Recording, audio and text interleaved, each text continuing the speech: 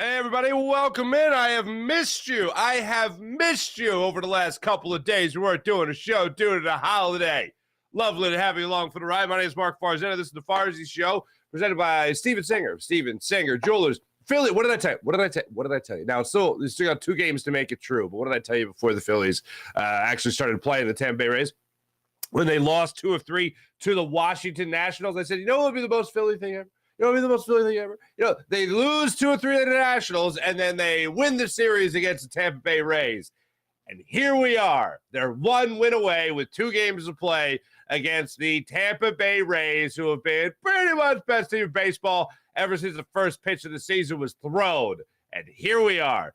Aaron Nola absolutely dealing in this start against his old buddy, his old pal, his old chum, Zach Eflin, who has had a great season to this point.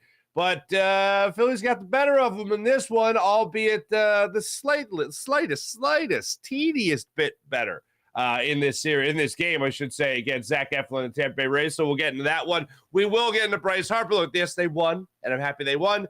Bryce Harper knows he has to run. I don't get it. He usually runs. This is now the second time in a month we're talking about him not running out of the box. Not good. Not good. It didn't turn around to bite you in the old behind yesterday, but that's still not a good precedent to set if your name is Bryce Harper. I understand he's disheartened about not hitting a home run in now 31 games. He has to know that if that ball is not gone and that ball is not caught, there is a chance it clanks off the wall, and he should at least be standing on second base. He still got an RBI single out of it, which is great, which is wonderful. Run scored still. He put the ball in play. Finish the job is what I say. Anyway, so we'll get into that. More praise to Aaron Nola, who yesterday the thing that really jumped out a bit about Aaron Nola's performance is that knuckle curve. I know that the home run that was hit off him was a knuckle curve that he left hanging up there and all that stuff. But throughout that game, up until that point, for 7 solid innings, that knuckle curve had a nasty drop to it and movement on the way down, too. It was every bit of knuckle and every ounce of curve when he threw that pitch yesterday. It was a thing of beauty. So we'll get into that. We'll also get into the 76ers. Hey, you having trouble? You having a difficult time right now trying to figure out what the Sixers' plan is? You having a tough time trying to figure out what the Sixers' next move is? Do you have any idea what they want to do? Because if the answer to all those questions is no, and no, absolutely not, neither do the Sixers. The Sixers have zero clue as to what is going to happen next. They have zero clue. James Harden, they think they can trade him. Maybe he's not going to be traded. Tyrese Maxey going to be involved in the Damian Lillard sweepstakes there. Not even if, quote-unquote, prime Jordan is available, are they trading Tyrese Maxey. 25-year-old LeBron James, don't call. I loved it. Brian Windhorst saying that over the last couple of days and that making its way around social media, I was laughing my ass off at it. Because if you're not laughing, you're crying in a situation like this. And I remember telling you guys at the end of that Sixers series against the Celtics, after Game 7, I remember telling you, and I still very much feel this way, I take nothing back. I remember taking that loss harder than I did the Super Bowl loss. And wouldn't you know, the Super Bowl loss is back in the news again because of cleats in the field. So we'll get into that too. But I remember telling you guys after that Celtics loss in Game 7 that the Sixers and this loss was going to stick with me for a very long time. And to be honest with you, it's still with me. Like, I still think about it. The fact that they came up so small when it mattered most in the final 2 games of that series. And the Sixers now, the reason it felt like, or the reason it's sticking with me is because I knew that we were going to be staring into the abyss. What was going to happen next? James Harden was going to leave. What were the Sixers going to do in the offseason when it came to money and free agency? And as it turns out, not much. I mean, Patrick Beverley, I like the addition of Patrick Beverley. But when it comes to the rest of this squad, who's going to help you get back to the playoffs? Who's going to help you get another 50-win season? Who's going to help Joel Embiid compete for another MVP award? And above all else, what confidence and faith can we have in the roster that is going to get us an NBA championship? Who's going to be doing that? Who's going to be charged with that responsibility to help the likes of Tyrese Maxey and Joel Embiid? And right now, Tobias Harris and PJ Tucker and Patrick Beverley coming off the bench. Who's going to help you do that? We're staring into the abyss again. And the worst part about it, other than just the fact that you haven't won yet, the worst part about it is that the team has zero idea what's coming next. James Harden opts in $35 million. You're thinking, oh my goodness gracious, now you're going to trade him and you're going to get something for him. You're not just going to let him walk. Okay, hey, you know what? Getting something in return for him is better than getting nothing. This is great. This is the best possible scenario. And then trades don't want to be worked out. Maxey's untouchable. Tobias Harris isn't going to be traded. The asking price for him is way high as well. And now the Sixers, apparently, the latest from Brian Windhorst is the Sixers aren't sold on the idea of having to trade James Harden. I feel like we showed our cards already. Nobody wants James Harden back. Nobody wants James Harden back. The only person that might want James Harden back is Daryl Morey. And what's the scariest part about this? I told you about the worst part about it, which is the team doesn't even know what the plan is yet. Here we are, signings are happening in the NBA, free agents are going places in the NBA, and the Sixers are sitting here being like, well, we got Patrick Beverley. What's next? That's infuriating. But when looking and following the bouncing ball for this offseason, the Sixers don't know where the ball is bouncing next. And Daryl Morey, this is the scariest part about it. Daryl Morey is supposed to have this great relationship with James Harden. And now apparently James Harden threw this curveball of, oh, I'll opt in. Now trade me. Don't trade me. I'll stay. They have this great relationship, yet the other one doesn't seem to know what the other is doing. So now the reports are that the Sixers don't think they have to trade James Harden. What is this? At what point is this relationship? Because I thought it was really starting to pay dividends. This relationship between Daryl Morey and James Harden, where James Harden was like doing his buddy a solid. Hey, yeah, sure. I'll opt into my deal. So that way you'll still have to get something in return for me. I won't opt out and go elsewhere where you get nothing. But what I will do is hang around and let you trade me and you get something in return. Hey, thanks, buddy. And now apparently that's just shot to hell. Maybe not their relationship, but as far as any deal goes, if I have to call it what it is right now, and I know I've got, as new information has been presented, I've been all over the place with this. I did not think James Harden was going to be back. Then I thought, maybe he is back, and it's a 2-year deal of some way, shape, or form. And apparently that's where the snag was hit, according to reports that James Harden was disgruntled with offers the Sixers were giving him. So he just said, all right, I'll opt in and trade me. I'm out. And the Sixers are now like, well, maybe we don't have to trade you. I think at this point. Here's what I want. I can't make predictions anymore because this is all over the place. But here's what I want to happen. I want James Harden to get traded. And I want James Harden to get traded for anything. People can talk about the high hopes of a Paul George or a Kawhi Leonard, which is just laughable. People can talk about Zach Levine. People can talk about these names, and I would love. Great. I don't think it's happening because when players don't want to play in one place anymore, the team they don't want to play in anymore always gets screwed. See the Washington Wizards and the Patrick Beverley deal. Yes, that was a more specific deal because he literally could negotiate the trade himself with his agent. It's a similar situation here with James Harden in that he's a well-vested veteran. He's a star. He can pretty much do what he wants in this scenario. And if he doesn't want to be here in Philadelphia anymore, see you later. I'm just happy the Sixers have to get something in return for him with him already opting into that deal, the player option, to be more specific. So here's what I want to see happen. I want to see James Harden get traded. I want to see the Sixers get something in return. it's not going to be a franchise-altering deal. It is going to be a depth deal. It's going to be, oh, you got a shooter. Oh, you got a really good defender. You got somebody who can slash the paint a little bit, you know? That's what you're going to be getting. Maybe a pick. Maybe a pick. Let's get crazy. Let's get a pick. Want to get nuts? Let's get nuts. I'd like for all those things to be checked off the box, but you're not going to get a star in return for James Harden because you don't have any leverage. Other teams know if you're going to be trading him that you have to. It's because he's forcing your hand. But here's what I want to see happen. I want to see James Harden get traded. I want to see the Sixers get something in return. And then I want to see the development of Tyrese Maxey. I want to see Nick Nurse work his magic with this roster.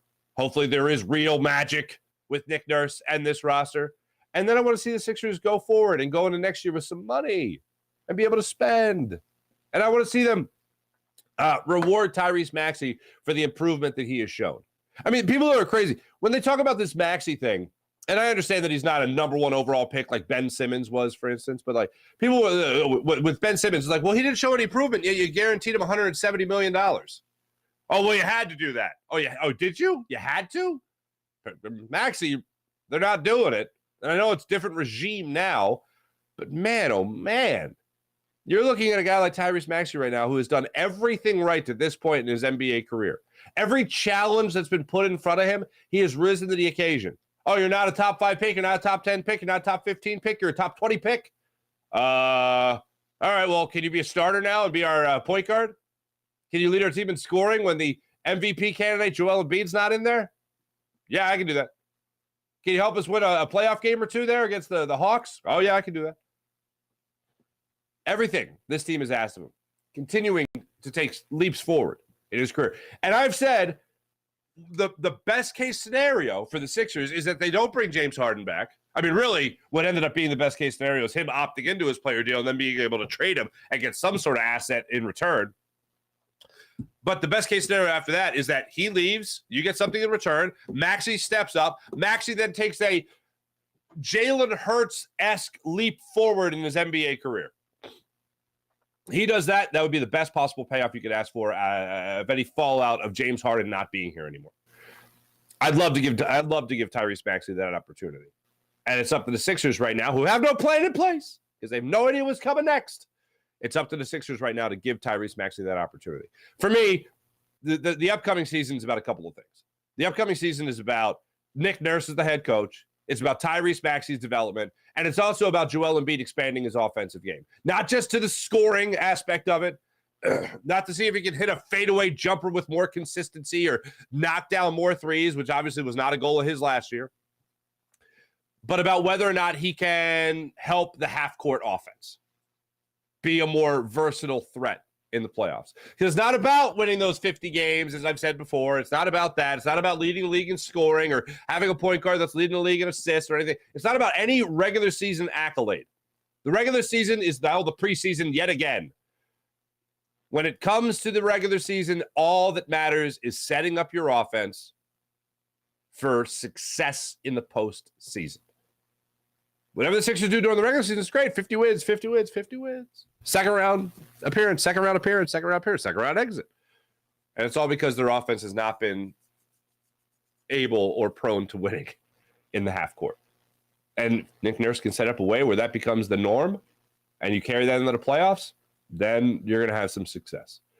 But it's not going to happen this year, I don't think, not without seeing that giant leap from Tyrese Maxey, if in fact the Sixers do decide to go in the direction of, all right, we're running it back with Embiid, Maxey, and Tobias Harris. Oh, and PJ Tucker. Oh, and now you have Patrick Beverley. So that's where we're at right now with the Sixers. So if you've been following that story, and it seems to be changing every single day, especially, let's see, the day before, the Monday, July 3rd, it was, that was the crazy day, man. That was the day that Windhorst was just dropping knowledge left and right. Adrian Wojnarowski was coming out saying that the Sixers right now don't feel like they have to trade James Harden. Please trade James Harden. That's where I think a lot of Sixers fans are, myself included.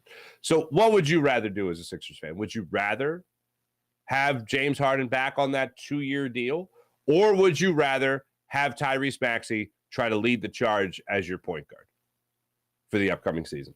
And invest in what you have already with the hopes that you get something in return of any substance for James Harden.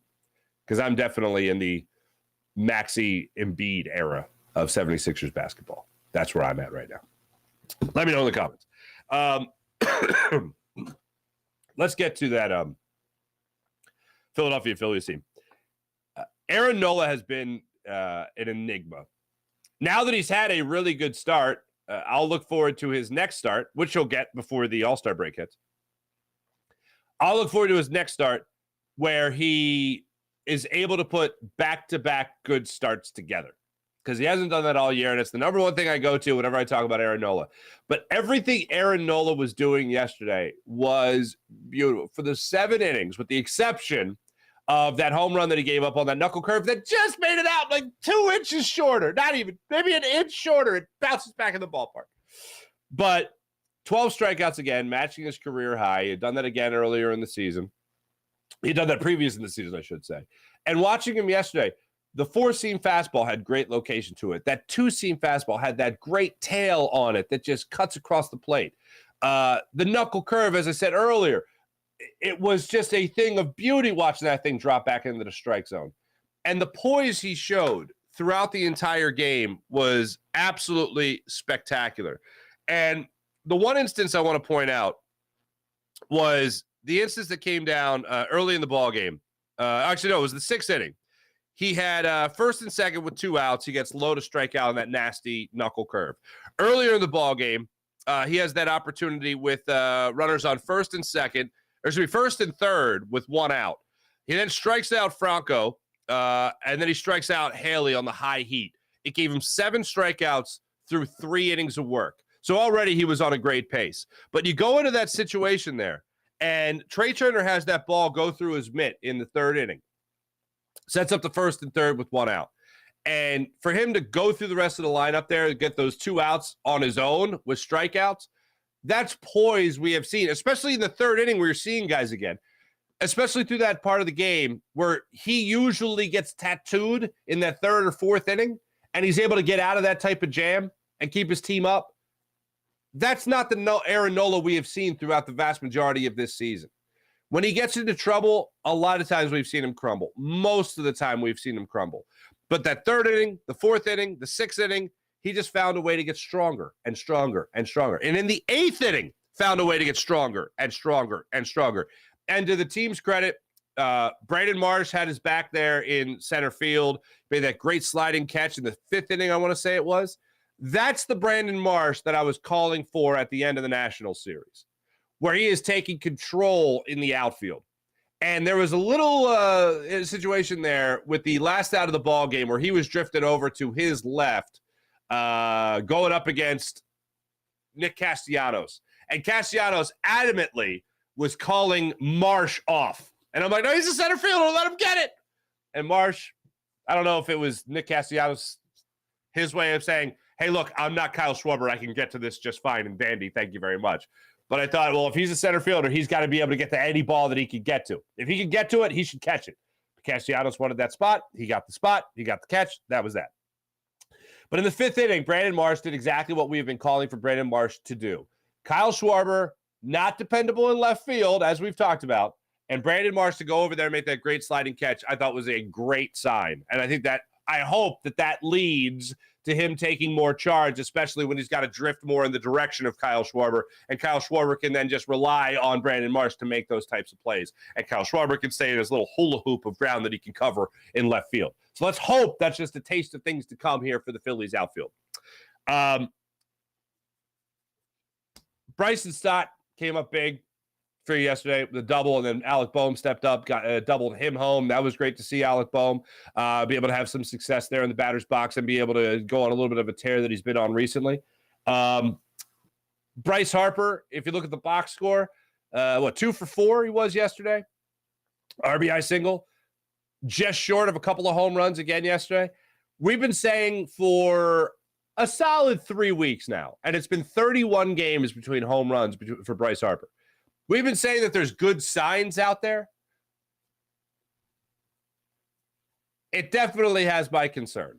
And one of the last shows we did before the holiday break, I told you if you were looking at this Phillies situation with Bryce Harper and you had concern about Bryce Harper, it's legitimate concern.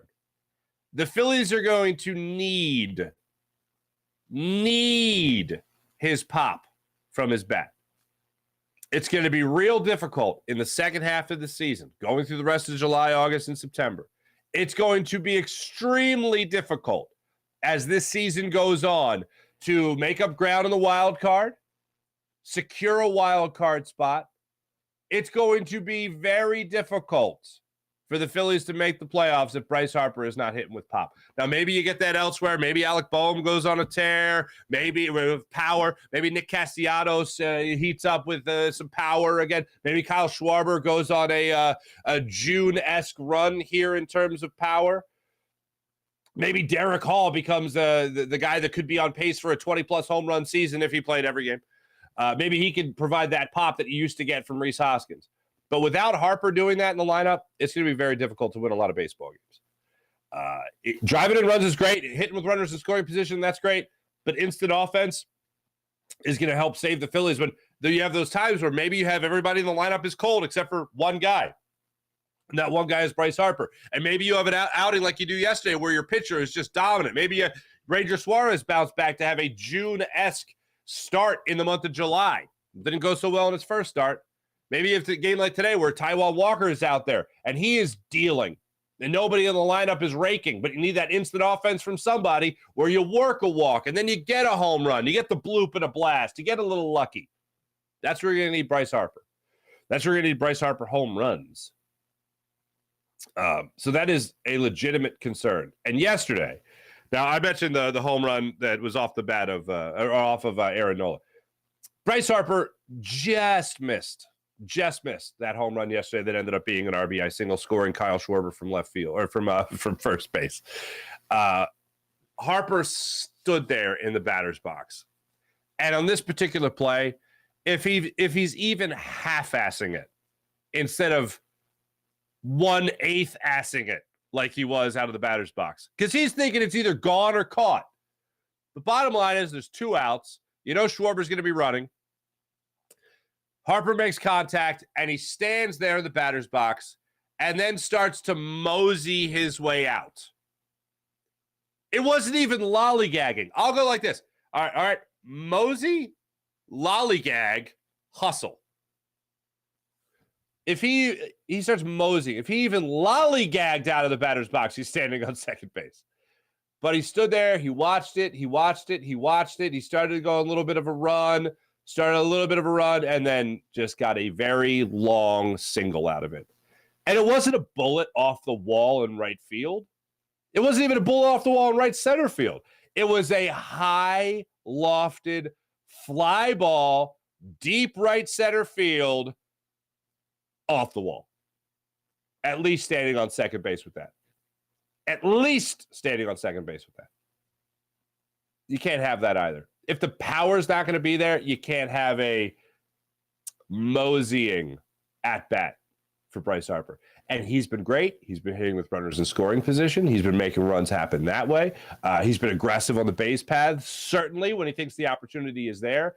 But the thing is, a play like yesterday, the opportunity was there and he didn't run. You have to be thinking there's at least a chance that ball goes off the wall. Bryce Harper's a much better player than that. I know Kruk even said it on the broadcast. Harper knows better than that, and he does, but he's had multiple opportunities this year to realize that it's time to hustle. And it's one thing that never goes away. So it's one thing that never goes out of style. Hustling. Putting yourself in the best possible position to make a play. And that's usually who Bryce Harper is. Unfortunately, there's too many times this year that he's been back where you haven't seen it. And I gave him every ounce of credit and every ounce of admiration for coming back as fast as he did from the injury and wanting to help his team win. Well, now you're back. Let's see you go back to the old hustle ways of Bryce Harper. The guy that will hit that little dribbler into right field and be like, oh, I can get 2 out of this. And he gets 2 out of it. That kind of hustle. That still exists when you're seeing that ball loft through the sky on a play like yesterday. Another guy that has just been now just flip it back to something positive. Another guy that has just been locked in has been Bryson Stott. This guy, 50-plus hits now with 2 strikes. You talk about guys that just don't care what the count is. Will go down 0-2 consistently. We talked about that with Trey Turner a lot earlier in the season especially. But Bryson Stott all year long does not care. Go ahead, throw me the first pitch fastball. Let me see what you got. Okay, cool. There it is. It's the old Ted Williams adage of why am I going to try to hit something I've never seen before? Well, Bryson Stott takes that to heart. Sees that first ball go by. Okay, 0-1. All right, no problem. Fouls on away. 0-2. Okay, no problem. Next thing you know, it's a full count. He's worked a 7-pitch at bat, and then he puts a single up the middle. Like, he has just been so mature as a hitter this year for the Phillies that it is incredible. And for a young guy like that to show that type of maturity, that kind of patience, that kind of poise above all else, that guy could take a hack in my lineup any day. And we talk about at-bats all the time, and whether or not guys are going deep in accounts, whether or not they're working pitchers and all that. For me, I need him at the top of the order. I feel like he is a leadoff hitter, and I know he can hit anywhere in the lineup. And Rob Thompson has said that when it comes to what Bryson Stott has brought to the table this year, he can hit anywhere in the lineup. I can hit him with 1, I can hit him at 6, and he'll still have the great at-bats. Okay, fair. And I don't disagree with that at all. I think that is a true, accurate statement by Rob Thompson. But let's ask this question. Where does he help your team the most? Where does a guy that has these consistent great at-bats, where does he benefit the team most? Is it batting 6th? Is it batting 6th? Or is it batting leadoff? Or even your 2-hole hitter? Where does that guy help the most? Well, there's a reason for 100 years in baseball why that guy has been at the top of the order. It's because that guy helps the team win and score runs more than anybody. So I would love to see Bryson Stott return to the top of the order. And I'd love to see Kyle Schwarber in the home run or bust, home run or walk, home run, walk, or strikeout at bats that he has, batting a lot lower in the order. 6th? No. 5th? I would still have him bat 5th. You want to put fear into the opposing pitcher, and I know Rob Thompson, when Rob Thompson talks about Kyle Schwarber leading off, he talks about how that morning the pitcher's going to wake up and realize I got to face Kyle Schwarber immediately. I got to be on top of my game. Well, how about the idea that you're not going to have an easy out? Yeah, you could give up a home run, but you also have a really good chance of striking the guy out too.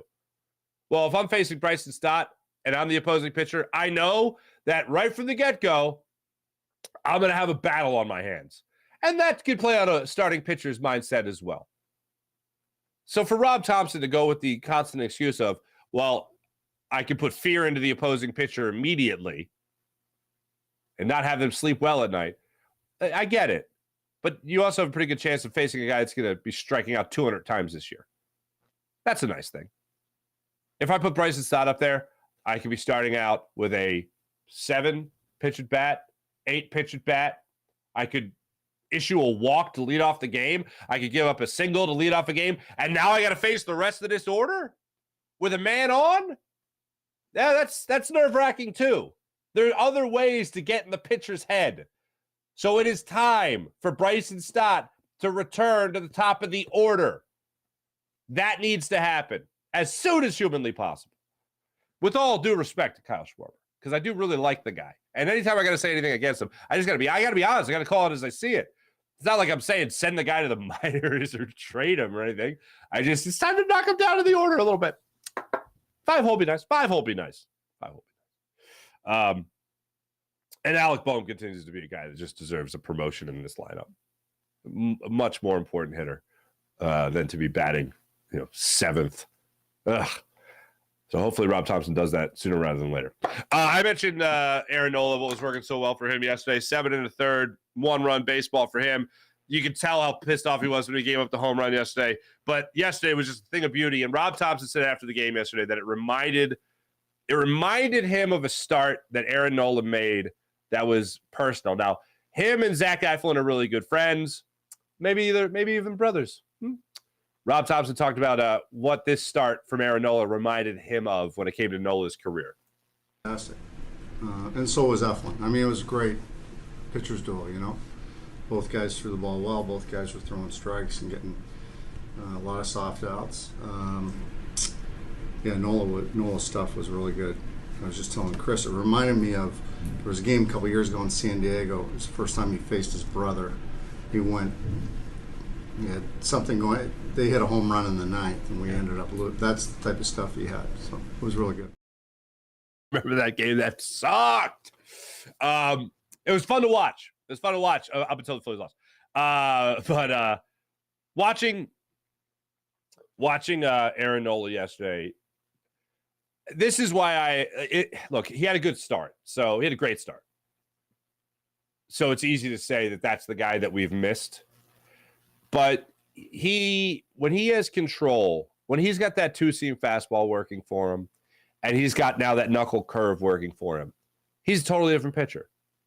And look, you could say about any pitcher that, they got two pitchers really working for him. They're great. But Nola's a guy that has competed for Cy Young Awards in his career. He's a guy that has looked dialed in. He's a guy that's put up months at a time worth of 7-inning, no more than 2 earned run performances, like months worth. Like what we just saw from Ranger Suarez, Aaron Nola has done that. And the Phillies have to find a way, Aaron Nola has to find a way to make that the consistent work from him. The consistent outing where we're consistently watching him pitch, looking at the box score afterwards going, oh, well, 7 1/3, one run, 10 plus strikeouts. All right. Like he's capable of doing that. And I've talked before about this dead arm period. If you talk to Major League Baseball pitchers and all that stuff, they'll talk about it. They'll go through a dead arm period. Now it's not as common because they're so well preserved, these pitchers nowadays. But guys back in the day would talk about these dead arm periods where you just got to throw through it, man. You just got to throw through it. You got to throw through it. Like Andrew Painter, if you haven't seen it, he was supposed to face live batters. They scratched it because he felt a little tightness. He's got tightness. He's got it. He's not comfortable. He's not comfortable. Something's nagging. That's fine. But what if it is one of those scenarios that you just got to go, well, yeah, I haven't really pitched a lot lately, so maybe I just got to pitch through this. Sometimes you push through pain to get to the other side and you end up being better. Take this from someone who's not at all a doctor, but as someone who has talked to professional athletes, and they have told me, yeah, sometimes you just got to pitch through it. And you know what? The next thing you know, you push through the pain and you're good. I'm not saying necessarily that needs to happen with Aaron Nola, or with Andrew Painter, but it looks like Aaron Nola has pitched his way through either a dead arm period or, I don't know, maybe some discomfort. I don't know. But we saw the fastball at 92 miles per hour.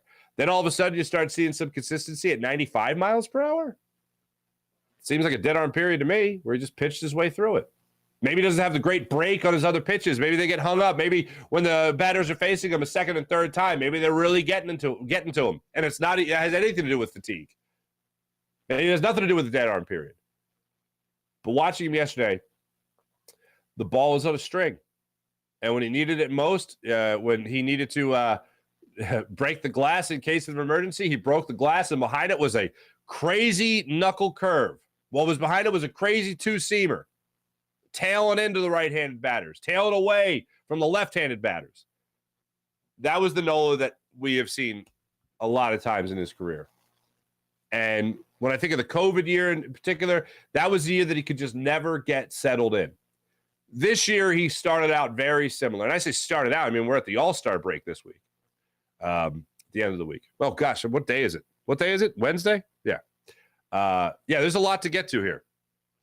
So when it comes to this Phillies squad, where are they going to be headed? What are they going to be doing? A lot of it's going to be on the back of, Bryce Harper hitting home runs again, hopefully, and Aaron Nola figuring it out and being able to put consistent good starts together, because he has not been able to do that this year. So now I'll be waiting with bated breath to see what the Phillies are able to do with Aaron Nola on the hill next time out.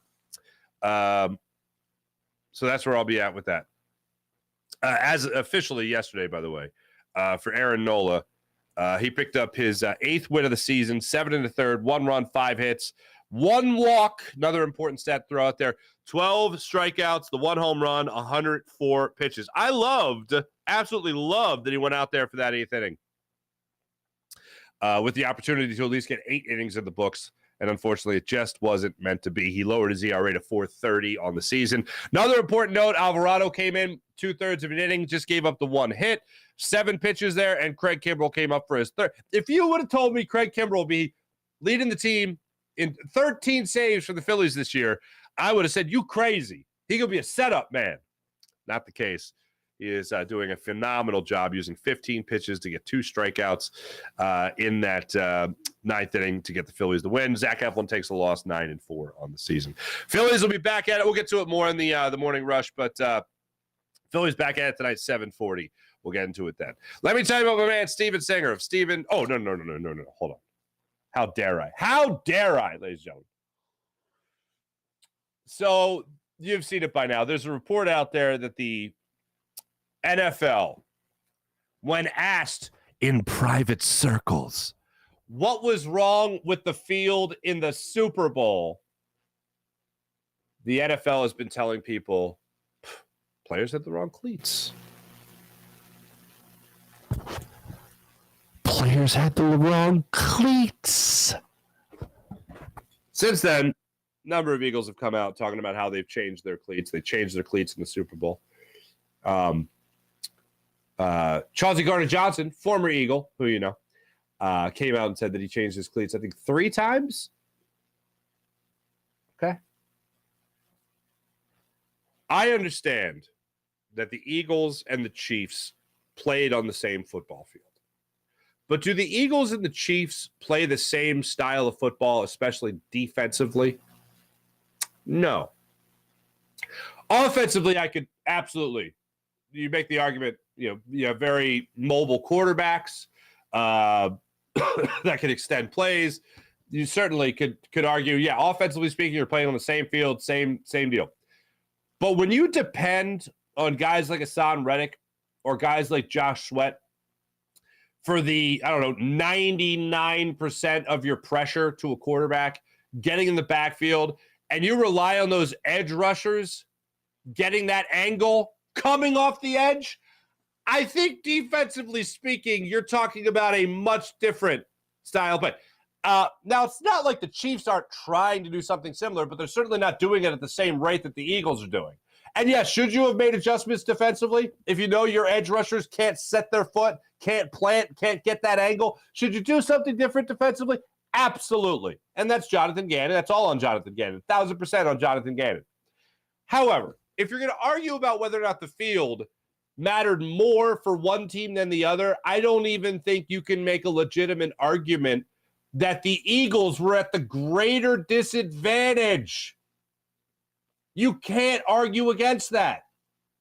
The Eagles, statement of fact, were at a greater disadvantage because of the playing field, specifically on the defensive side of things. And when you start talking about cleats, like NFL takes some accountability, takes some responsibility. You messed up. The field was garbage.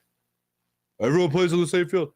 Thank you. All right. Let's be a little bit more specific. Now let's just not like scratch the surface and be obvious here. Let's really look at this for a second here. Do you really think the Chiefs are depending on their edge rushers the way the Eagles were depending on their edge rushers? Not even a little bit. So for me, I think, if it's a different field, you're not talking about blowing a 10-point loss in the second half. Maybe your defense does come up with that bigger play. Maybe they do come up with the game-altering play. Maybe they do come up with the bigger turnover. Maybe they do come up with the bigger sack that stops any momentum for the Chiefs. I mentioned earlier that the Celtics loss is still sticking with me from Game 7, Sixers Celtics. The Super Bowl, it's not that it doesn't stick with me. It's just that Jalen Hurts, Howie Roseman, for that matter, they give me confidence that this team can go to the next level again and again and again. That they'll consistently be winning playoff games. They'll consistently be winning the NFC East. We won't be talking about how it's been the first time since, 2004? That there's been back-to-back, 2007? Back-to-back NFC East champions? Oh, God, it's been forever. Jalen Hurts makes me feel like they're going to consistently be back there. Howie Roseman makes me feel like they'll consistently be back there. The Sixers, they have no idea what's coming next. So that's where we're at. Let me tell you about Steven Singer. Steven Singer Jewelers, the other corner of 8th and Waddle, right there on Jewelers Row. For over 40 years, Steven's been in the love business in Philadelphia. He helping people get engaged and fall in love. Steven Singer Jewelers. One place, one price, home of the perfect price. Online at IHateStevenSinger.com. That's IHateStevenSinger.com. What do you get with that perfect price? Well, you get treated like a real family member at the other corner of 8th and Walnut. And you don't have to worry about negotiating or haggling or any of that pressure because the price right there is set perfectly for you. You don't have to worry about if you negotiate at other places. Oh, do they give me enough off? No, Steven Singer, you walk in, you get taken care of. IHateStevenSinger.com. That's IHateStevenSinger.com. How about the amazing people, ladies and gentlemen, at Freestone Farm CBD, FreestoneFarmCBD.com. You'll love their tropical tasting Bayox that clocks in at a chart-topping 24.1%. And Super CBD, which is half Hindu, Kush, and 21%. Genetics of these guys are off the charts. So try Freestone Farm CBD at FreestoneFarmCBD.com. How about PHL Sports Station, Philadelphia Sports Station, enhancing your Philadelphia sports fan experience across all social media and blogs. That's PHLSportsStation.com. Let's get into the chat check, ladies and gentlemen. I'm going to start over on the Jacob Media YouTube channel. Sean Gillespie, good morning. Absolutely no excitement on or faith, I think you're saying, in the Sixers' upcoming season. Hopefully they change my mind. I agree. Sean Gillespie also saying PJ Tucker and Patrick Beverley will take the Sixers to the next level. Ha ha ha ha ha ha. Laughing emojis. I'd like to do a quick impression for you guys of PJ Tucker and Patrick Beverley. Ready? Here's my impression. I want to win. I want to win.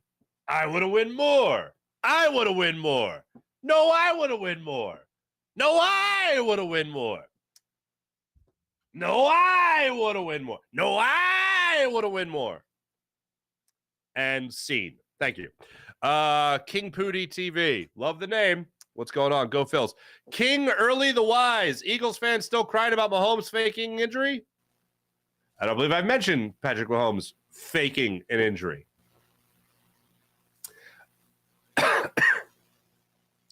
I've told you multiple times. Regardless of Patrick Mahomes like limping around there on the field right before halftime, I was not confident. I was not confident that the Eagles were going to win the game. And regardless of the Eagles being up 10, the thing that was haunting my brain, like I'll say this, I thought the Eagles were going to win, but I wasn't very confident that the Eagles were going to win. And the reason was you spotted them 7 points. Regardless of being up 10, feeling like the offense had control, feeling like the defense was actually playing okay, the thing in the back of my brain that made me like, I was like, oh, I'm 55% sure the Eagles are going to win this game. That's not very confident. The fact was you spotted them 7 points. You can't do that with Patrick Mahomes and the Kansas City Chiefs. That's the thing I look back on. Now, is that to say they lost the game because of Jalen Hurts? No, the defense still should have stepped up and made a damn play. But above all else, man, it comes down to the fact that the defense didn't make the play and you spotted the offense 7 points. It's tough to win those games against Patrick Mahomes. Flip it over to the Farzy Show YouTube channel. What's up, guys? April! Good morning, April. Oh, and by the way, one more time, I just hope everyone had a wonderful 4th of July. Hope you guys did the grilling and stuff like that. By the way, this came up at my grilling experience. So I was, I've told you guys before, my cousin-in-law, John, is he's from Oregon, right? And he was talking about barbecuing. And he was talking about me. He's like, oh, you're barbecuing? And I'm like, well, I'm just grilling up some burgers and dogs and some brats. I like a nice brat, right? And he was like, well, so do you call this grilling or barbecuing? I go, I know exactly what you're talking about. This is grilling. Barbecuing, you're talking about, ribs. You're talking about the pulled pork. You're talking about, there's a pig on a spit somewhere. I guess that's technically a pig roast, But it's in this northeast corner of the United States. I feel like in April, I'll certainly love to hear what you have to say about this.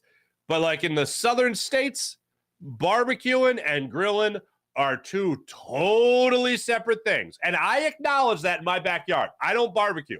I grill. All right? Very big difference. And he was like, but what you're grilling on is a barbecue, right? And I'm like, no, this is a grill. What What are you talking? What is happening? And it's the culture shock that always surprises me. It shouldn't, but it always takes me back to be like, oh, that's right. People don't live exactly how I lived, like that kind of thing. People from different parts of the world. So are you grilling or are you barbecuing? The correct answer is you're grilling. If there's no pulled pork, if there's no suckling pig, if there's no ribs, it's just grilling, baby. It's just grilling. And there's nothing wrong with it. I'm just saying they're two different things. That's all I'm saying. That's all I'm saying. But April, good morning. Sean Kilrain, good morning. April, everyone still have fingers today? Yeah. And look, guys, here, can you see it? It's still there, but it's going away. It's going away. It actually looks a lot worse on camera than it does. Yeah. I have been itching it a little bit right now. Anyway, for the people on the podcast, I just showed the poison ivy remnants on my arm. Looks good. If I do say so myself. Sean Kilrain, blame all the nonsense on Maury with this poop show. Sean, I don't disagree. Sean Gillespie, strippers also want Harden back. How about that? April, morning April. Again, Ray Fitzgerald, I don't think Harden is too worried. He was up at the Hamptons, Michael Rubin's 4th of July party. Celebrities like Tom Brady were there. Kendall Jenner was there. Joel Embiid was up there. Tobias Harris was there. That looks like a good time. That looks like a good time where I would go in and be like, I don't fit here. This isn't for me. I don't belong at this. I don't belong in the Hamptons. But hey, are you guys grilling or barbecuing? Anyway, I have no idea where this is going to go. And I feel I've never been more okay with telling an audience I have no idea than I am right now when talking about the Sixers, because the Sixers have no idea what's happening next. No idea what's happening next. James Harden's going to opt in. We're going to trade him. Oh, maybe now we won't trade him. Does James Harden even want to be traded? I think he wants to be traded. Does he want to be traded? I don't know. I think that's what's going on in the Sixers organization right now. But I told you where I'm at. I'm the happiest I'll be is if the Sixers trade Harden, they get something in return that's decent. I'm not expecting stars. No. The upper hand is held by the other teams, not the Sixers in this regard. Because the Sixers run it back with James Harden, and you're going to absolutely have the same outcome. And in 2 years, you'll still be in the same position. The Sixers don't run it back with James Harden. In a year, we could see what we really have in Tyrese Maxey. We can see what we could add. We'll have more money to add to this roster. And you'll be in a much better position, as opposed to starting over again without James Harden. Rather do that right now. Ray Fitzgerald, so yeah, I agree with you. April, all I know is I'm tired of hearing about Harden already. It's going to be a long season. Yep. Ray Fitzgerald, if Trey Turner can play second, him and Stott should switch positions. Stott has more range and a steadier glove. Ray, I do not disagree. A lot is tied to Trey Turner, though, with $300 million and $27.5 million for the next 10 years. Maybe second base is the position of the future for him. But, yeah, I thought Stott played a much better second base or a much better shortstop position than Trey Turner. And that is surprising. That is honestly, I did not think I'd say that midway through the season. And, Ray, I 100% agree with you. I think it's a lot more likely for Trey Turner to be moved to the batting order than it is for him to switch positions in the field. But we'll see what he's up to and what he's not up to. But I don't disagree, Ray. Sean Gillespie, damn fireworks all damn night. I think they were fireworks. One thing about moving to the suburbs, they're definitely fireworks. Sean Gillespie, hopefully Bryce can get his full power back this season. Yeah, I'm crossing my fingers for it.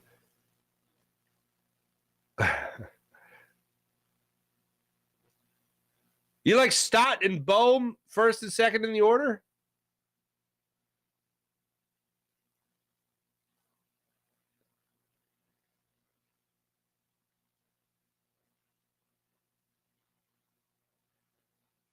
Stott and Bohm first and second in the order. You got some speed at the top of the lineup, obviously, with Stott. Bohm doesn't really have a lot of speed. Obviously, still hits for average. Still gets on base. Yeah, Trey Turner, disappointing after the getting on base like he was in June. And look, it's early in July. I'm still going to I'm not against it entirely, but let's put it this way. In a week, if that's what they decided to do, I don't hate it.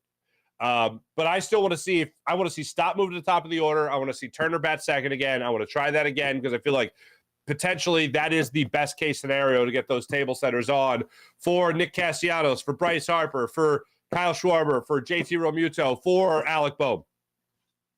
That's what I'd absolutely love to see. Miguel Sanchez finally with a PH for Aaron Nola. Runners in scoring position still a concern. Our bats will pick up on and off. Ring the bell. Keep the foot on the pedal for the first wild card spot. Absolutely. April. That is so shady in the NFL, but really, who is surprised? Nobody. T-Bro, the rash. April, 100%. Barbecue is smoking or cooking for a long time. And when someone is grilling burgers and hot dogs, it's a cookout. I like that even better. Our neighbors definitely put on fireworks show last night. Perks of living a couple of hours from the south of the border and their giant fireworks store. Wow. I used to always wonder what that was. When we would drive from, like Doylestown or Ambler, or even Rochester, New York, where we lived for both my years of kindergarten. For those that know, they know. We drive down 95. And when we get on 95 driving to Baltimore, I'd always see the south of the border signs. And as a kid, I would always do they really advertise for Mexico this far north? And then I found out what south of the border really meant. So there you go. South of the border. So there you go. Thanks, everybody in the chat. You guys are great, as per usual. Let's get to the Morning Rush brought to you by Sky Motorcars, SkyMotorcars.com. Here you go. Phillies and Tampa Bay Rays back at it tonight. 7:40 start time. Yes, I will be on the Jacob Media YouTube channel for the Phillies post-game show tonight. After the 6:40 start time tonight, Taijuan Walker gets the start against Zach Little. Taijuan Walker, 9-3 on the season with a 3.93 ERA. He has been on fire after a phenomenal month of June. Hopefully his clock doesn't strike midnight and the carriage turn into a pumpkin like it did for Ranger Suarez in his first start in the month of July. But he is coming off a 6-inning performance against the Cubs where he allowed 1 run on 6 hits, striking out 6. That's what he's got going on for the Phillies tonight. And then Zach Littell will get the start tonight. Littell, will get the start tonight against the Phillies. He's a North Carolina fella. There you go, April. He's 27-year-old right-handed pitcher. He is coming off if you thought the Phillies were hot, he has been very hot as far as starting off games as the opener, quote-unquote, for the Tampa Bay Rays. 1 inning. Wait, they're just going with a bullpen game today? Is that what yeah, they're going with a bullpen game today. Yeah, he hasn't been an opener. Miscusi. He's been he started 1 game in his last 5 for the Rays. But 5.28 ERA. He looks like he will be an opener in a bullpen session today, bullpen game today. And he has scoreless 3 innings of work in his last couple of outings, one of which was a start where he did go 2 innings for the Tampa Bay Rays. So that's what they're bringing to the table today, folks. Hey, you know what we can say? Later this month, what are we, 24 days? 21 days? 21 days away from the Eagles starting training camp. Get excited, folks. Get excited. That's the show, everybody. My name is Mark Farzetta. This is the Farzy Show, presented by Steven Singer of Steven Singer Jewelers. Jim Hyden produced this program. Did a wonderful job as per usual. Be back with you guys tomorrow. Preview a little bit more of the Eagles. Preview a little bit more of the Sixers. And, of course, wrap up all things Phillies and Rays for tomorrow's program. See you guys then, and see you tonight as well when we catch you guys on the Jacob Media Phightin's postgame show. See you guys then. Bye.